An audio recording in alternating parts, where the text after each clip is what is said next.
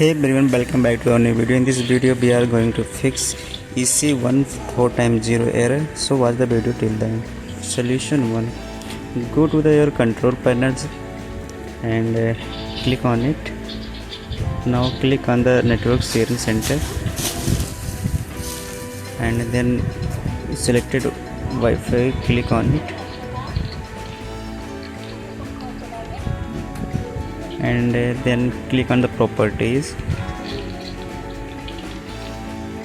Now select IP4 and go to the properties.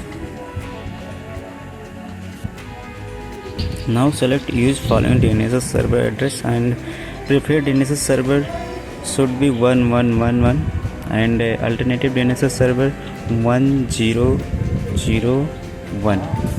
Now select OK and then close and close again. Check the error after this. And second is go to the search bar and select virus and threat protections, click on it. Now in virus threat protection setting, click on the minus setting and real-time protection should be off.